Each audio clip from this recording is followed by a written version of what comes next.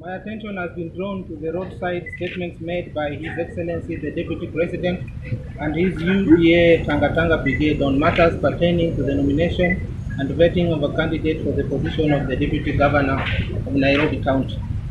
It's with much regret that I take this opportunity to respond to the reckless statements made by senior legislators in this country, which was only meant to incite members of public against the county assembly and its constitutional mandate.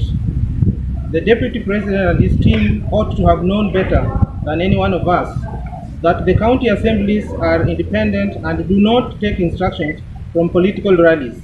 Our work is clearly cut out in the Constitution, and we do not need advices from them on how and when to do our job. Most of them who are addressing the county assembly in the streets of Nairobi belong to outside counties.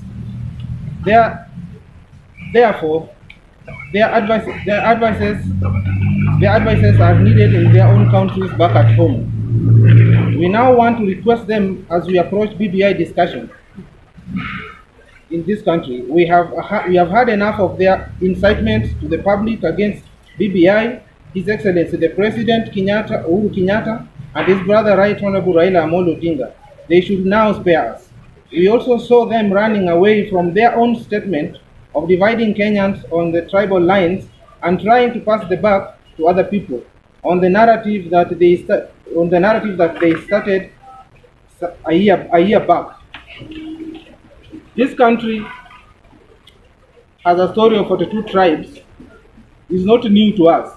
If they are forgetting, we want to remind them it is Honorable Kimani Ichung'wah, Moses Kuria, and Kipchumba Murkomen who began one year back inciting members of public that Kenya was not ready for another Kikuyu president. Then they thought they were campaigning for the deputy president, who is not a Kikuyu.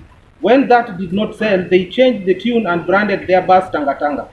When they went around the country and did not harvest anything, they came up with an idea to give poor Kenyans wheelbarrows and brand them hustlers so that they look like they are fighting the dynasty, which they did not tell us who they are. We want to remind them that charity begins at home and remind the Kenyan youth that if wheelbarrows would bring change in our life, then they would have started distributing wheelbarrows from Sugoi and not Nairobi.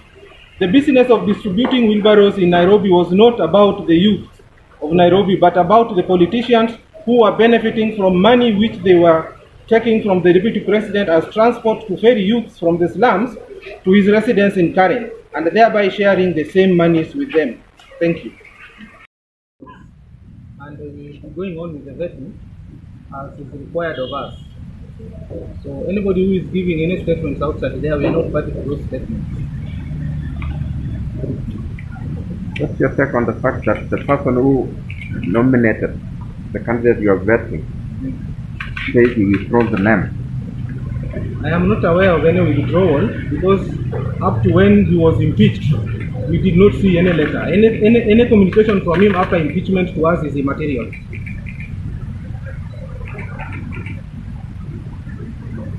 And so you mean the process will continue irrespective of the, because there's already a court case, I think by Omtata. So will you guys proceed regardless of the court case by Omtata?